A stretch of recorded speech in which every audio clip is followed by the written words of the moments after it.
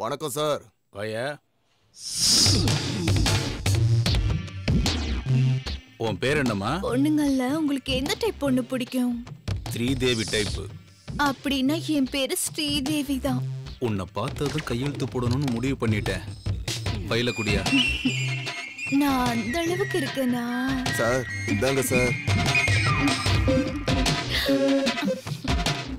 20 லட்சம் ரூபாயில இருந்து 50 லட்சம் வரைக்கும் கொடுக்கலாம் ஐயா. பார்த்து செய்யுங்க சார். உங்களுக்கு பெரிய மனசு. பெரிய மனசை சாச்சிட்டாலையா சார். அந்த அழகு செல இனிமே உங்களுக்கு தான் சார். கையெழுத்து வாங்கிட்டு போயா வேலையை ஆரம்பிக்கணும்.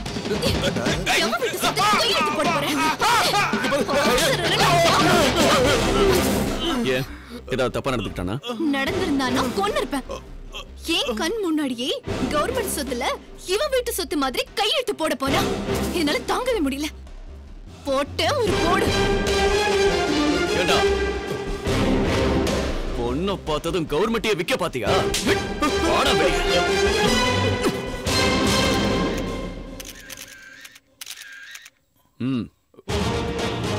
இது சீக்ரெட் கேமரா. இதுல ஷூட் பண்ணதை உங்க சேனல்ல பிரேக்கிங் நியூஸா போடுங்க. நான் சொல்ற ரூல் இருக்கிற ரூலை பிரேக் பண்றதா இருக்கணும். கவர்மெண்ட் பணங்கிறது ஏழை பாழங்க கஷ்டப்பட்டு கட்டுற பணம். மக்கள் பணத்தை பாதுகாக்க வேண்டிய பொறுப்பு ஒவ்வொரு அதிகாரிக்கும் அரசியல்வாதிக்கும் தான் இருக்கு. இன்னில இருந்து ரோடா இருந்தாலும் சரி, பில்டிங்கா இருந்தாலும் சரி, எப்ப ஆரம்பிக்குது, எப்படி நடக்குது, எப்ப பினிஷ் ஆகுது, எந்த ஆபீசர் கையெழுத்து போட்டா, எந்த கான்ட்ராக்டர் கட்டினா, அவனோட அட்ரஸ், போன் நம்பர், டீடைல்ஸ் எல்லாம் மக்களுக்கு தெரிஞ்சாகணும். குறிச்ச டைம்ல குறிச்ச பட்ஜெட்ல ப்ராஜெக்ட முடிச்சு கொடுக்காம இருந்தா அதுக்கு சம்பந்தப்பட்ட ஆபீசர்ஸ், கான்ட்ராக்டர்ஸோட அத்தனை சொத்தையும் நான் சீஸ் பண்ணுவேன். Good action sir. நீங்க தேர்ந்தெடுக்கிற அரசியல்வாதி அயோக்கியனா இருந்தா 5 வருஷம் தான் மக்கள் கிட்ட புடுங்கி தின்னுவான். அதே ஒரு கவர்மெண்ட் சர்வெண்டா இருந்தா 30 வருஷம் மக்கள் கிட்ட அட்டை மாதிரி உறிஞ்சிக்கிட்டே இருப்பான். இப்படிப்பட்ட போனம் திண்ணிகளை, ஊழல் பெருச்சாளிகளை கையால் அடிச்சாலும் சரி, செருப்பால் அடிச்சாலும் சரி, மக்கள் இஷ்டம். இது குற்றமாகாதா சார்? ஆகாத.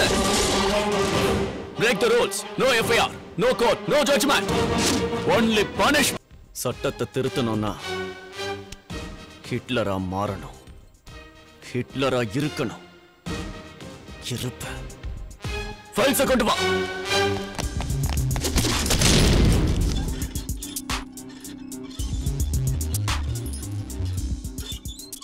சார், நீங்க ஆர்டர் கொடுத்தா இந்த தூசு மட்டும் இல்ல, இந்த ஃபைல் இருக்கிற ரவுடிகளையும் தூசு தட்டுவேன் சார். என்ன பண்ணுவ?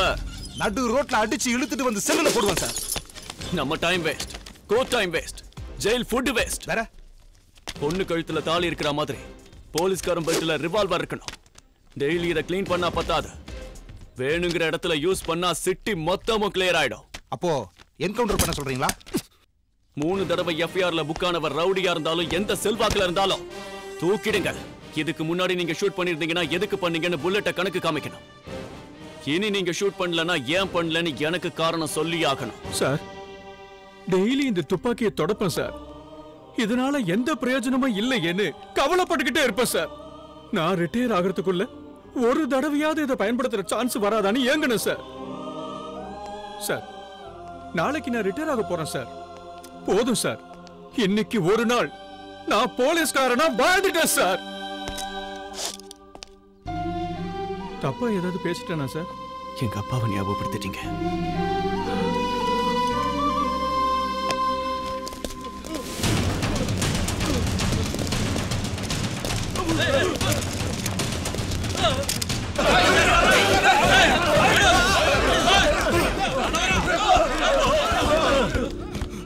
ஐயா ஐயா, நான் செஞ்ச தப்பெல்லாம் ஒத்துக்கிறேயா. தயவு செஞ்சு எனக்கு தண்டனை கொடுத்து ஜெயிலுக்கு அனுப்பிடுங்கய்யா. உன் வேண்டுகோளுக்காக மட்டும் உன் கேஸ கோர்ட்ல எடுத்துக்காது. ஐயா, நாங்க செஞ்ச குத்தத்தெல்லாம் ஒத்துக்கிறோங்க ஐயா. நடந்தது என்ன? நாங்க எல்லாம் செஞ்ச குத்தத்தை ஒத்துக்கிறோம். எங்களுக்கு தண்டனை கொடுங்க, இல்லன்னா எங்க உயிரே போயிரும் சார். நான் எப்படி கொலை பண்ணேன்னு இந்த லாயர் கிட்ட ஒண்ணு விடாம சொல்லிட்டேன் சார். வணக்கம் சார். கமான் சூர்யா. நம்ம சட்டத்துல வெற்றவனுக்கு மட்டும் இல்ல, கத்திய விக்கிறவனுக்கும் தண்டனை இருக்குன்னு எழுதியிருக்கு சார். அப்படி இருக்கும்போது தப்பு பண்ணிருக்கான்னு தெரிஞ்சிருந்தோம் பணத்துக்காக அவனுக்கு வாதாடுறவங்க வக்கீலுக்கு சட்டத்துல என்ன தண்டனை இருக்கு சார்? இன்னில இருந்து தப்பு செஞ்ச வக்கீல்களுக்கும் தண்டனை கிடைக்கணும். ஒரு நிரபராதியா தண்டனையில இருந்து காப்பாத்த தான் வக்கீல் வேணும். ஒரு குற்றவாளியை காப்பாத்தி விடுவிக்கிறதுக்கு இல்ல. Time waste sir. இந்த சிட்டில குற்றங்கள் இல்லாம இருக்கணும்னா சொசைட்டியை ரிப்பேர் பண்ணணும் சார். நம்ம நாட்டில் உள்ள பெண்டிங் கேஸ் எல்லாம் சால்வ் பண்ணணும்னா அதுக்கு பல வருஷம் ஆகும். சட்டப்படி நீ செய்யறதுல எனக்கு உடன்பாடு இல்லை. ஆனா நீ செய்யறதுல ஒரு சிட்டிசனா மனசளவுல ஒத்து போற சூர்யா. வாழ்த்துக்கள். தேங்க்யூ.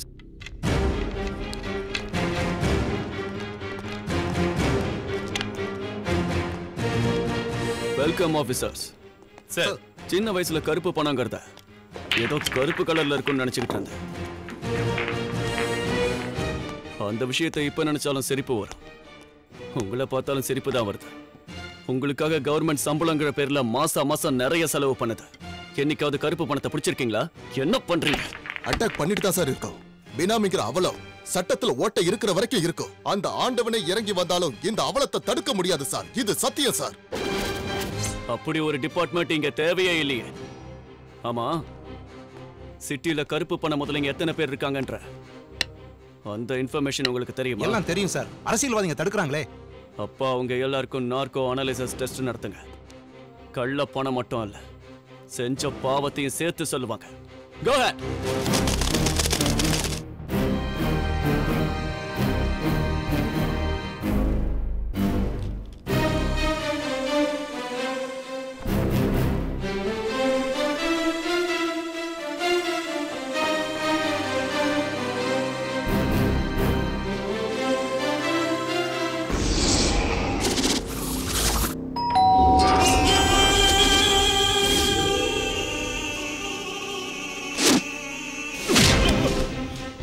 கள்ளச்சாராயத்துல ஆரம்பிச்ச உன் வாழ்க்கை கலப்பட விதையிலையும் கலப்பட உரத்திலையும் டெவலப் ஆச்சு. கலப்படத்துல ஏழை பாழைங்க உயிரை பணைய வச்ச ஸ்விஸ் பேங்க்ல பணம் போடுற அளவுக்கு வளர்ந்து நிக்கிற. நடந்து முடிஞ்ச எலெக்ஷனுக்கு முன்னால எலெக்ஷன் கமிஷனுக்கு நீ கொடுத்த சொத்து விவரம் என்கிட்ட இருக்கடா. நீ கொடுத்த கணக்குல உன் பேர்ல 1,75,000, உன் பொண்டாட்டி பேர்ல 50,000, உன் புள்ள பேர்ல இருந்தது 25,000, 2 அம்பாசிடர் காரு, 4 ஆடு, 4 மாடு. நீ சொல்லிருக்கிறது அத்தனையும் பொய் தானே எல்லா மக்களுக்கும் தெரியும். சிட்டில 25 கோடியில 2 வீடு, சிட்டி அவுட்டர்ல 1000 ஏக்கர் நிலம், 5 ஆடி கார், 500 கிலோல 24 கேரட் தங்கம். இதெல்லாம் பொதுமக்கள் கிட்ட இருந்து கொள்ளையடிச்சதானே? மறைக்கிறதானடா உங்க வேலையே. தப்பு பண்ணவன் கடவுள் கிட்ட நான் தான் எல்லாத்தையும் பண்ணனு ஒத்துக்கிறான். அது பயம் இல்ல, கடவுள் எதுவும் பண்ண மாட்டாருங்கிற தைரியம். நான் சொல்றது உண்மைதான். பகவத்கீதை மேல சத்தியம் பண்ணுவாங்க. அதுல ஒரு உண்மையா இருக்காது. ஏன் தெரியுமா? பகவானுக்கே பயப்படாதவன் பகவத்கீதைக்கா பயந்துட போறான். மனுஷன் தனியா தான் பிறப்பான், தனியா தான் சாவான். சாகும் போது உன் அரசியலும் வராது, உன் தொண்டனும் வரமாட்டான். கொள்ளையடிச்சதெல்லாம் எழுதி தர போறியா இல்ல சாக போறியா? சொல்ல. எனக்கு கொண்டாத, நான் எழுதி கொடுத்துறேன். அப்ப இந்த பேப்பர்ல கையெழுத்து போடு.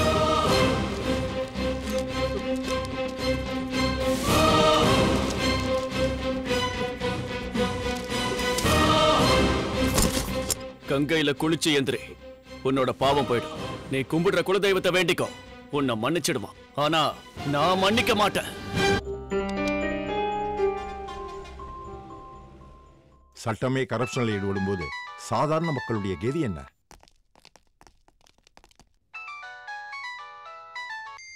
Hello sir, this is Surya, IPS. Tell me Surya. மக்களை ஏமாத்தி சம்பாதிச்ச ஃபேமஸ் சாஃப்ட்வேர் கம்பெனியோட ஸ்விஸ் பேங்க் கோட் கிடைச்சிருக்கு சார். அதுல கருப்பு பணம் மட்டும் 25,000 கோடி. அப்படியா? அந்த கோட் நம்பர் பயன்படுத்தி I will transfer that money to Reserve Bank. Okay. உங்களால நம்ப முடியலனாலும் நான் நம்புறேன். என்ன மாதிரியே பப்ளிக்க நம்புறாங்க. அதுக்காக தான் ஸ்விஸ் பேங்க் அக்கௌண்ட்டோட கோட் நம்பர் ஓபன் பண்ணும்போது நம்ம நாட்டில் இருக்கிற அத்தனை பேரும் மணி டிரான்ஸ்ஃபர் ஆகிறத பார்க்கணும். நாடு ஏன் வறுமையா இருக்குன்னு பப்ளிக் எல்லாரும் தெரிஞ்சுக்கணும் sir. Okay Surya.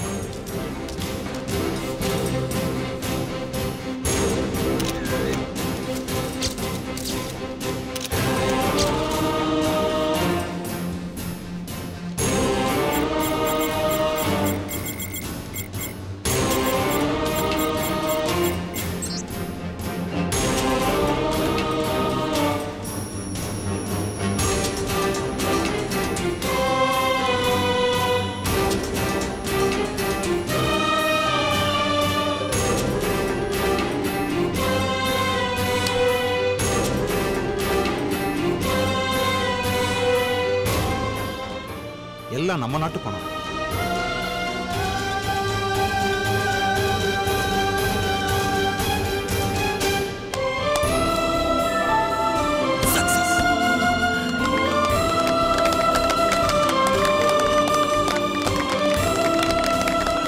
Salute Surya. மதுரையில் ஒரு பெரிய பணக்காரருடைய மடிக்கணினியிலிருந்து சுவிஸ் வங்கி கணக்கு எண்ணை தெரிந்து கொண்டு பத்திரிகையாளர்களின் முன்னால் 25,000 கோடி ரூபாயை வெளிச்சத்திற்கு கொண்டு வந்தார்கள் சூர்யாவும் மஞ்சுளாவும். ஒரே நபரிடம் இவ்வளவு அதிகமான தொகை இருப்பது பரபரப்பை ஏற்படுத்தியுள்ளது. என்போர்ஸ்மென்ட் செய்ய முடியாத ஒரு காரியத்தை உங்களால் எப்படி சாதிக்க முடிஞ்சது சார்? இப்படி கொள்ளையடிக்கிற பணம் எல்லாம் யாருது? நடுத்தர குடும்பத்தோடது. தினமும் 18 மணி நேரம் வேலை செஞ்சுட்டு இன்னமும் பசியில வாடுற ஏழையோடது. சம்பாதிக்காமலேயே டாக்ஸ் கட்டுறவங்களோடது. இந்த பணம் எல்லாம் ஒவ்வொரு தாய் இது, தங்க இது, அண்ணன் இது, தம்பி இது, சொல்ல போனா ஒவ்வொரு இந்தியன்.